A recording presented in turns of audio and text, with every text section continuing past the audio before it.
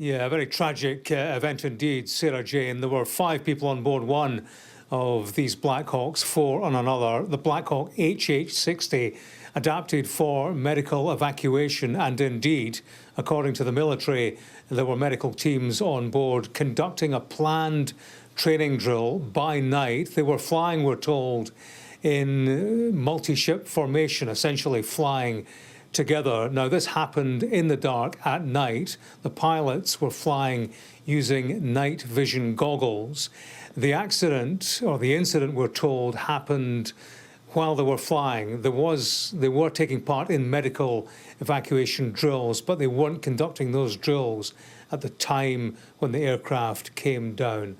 The military says that there was no indication of any problem on board prior to the crash happening, although they do say, and the phrase they used was that the pilots were able to land in a field across from a residential area. They say that's lucky, so that perhaps indicates that there was some action on the part of the pilots to avoid a tragedy on a larger scale. Let's listen to the Brigadier General from Fort Campbell, home of the 101st Airborne Division, the so-called Screaming Eagles, talking about this incident that happened at 10 o'clock local time last night. This was a training progression, and specifically they were flying a multi-ship formation, 2 ships under night vision goggles at night. It was 5 and 4, and that is fairly typical. There's a pilot, a co-pilot, a crew chief, and then often you'll have medics or other personnel on the aircraft as well. These specific aircraft were medical evacuation aircraft. However, we believe that they were, the accident occurred when they were doing flying, not deliberate medical evacuation drills.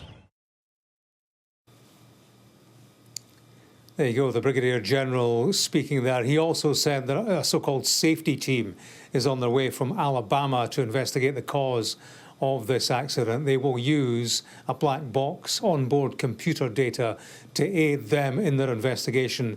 They also might want to take evidence from eyewitnesses, which could inform the investigation into what happened. One local resident who's well used to seeing Black Hawks fly over his property, he says that typically they do fly low, but they are 2-3 minutes apart.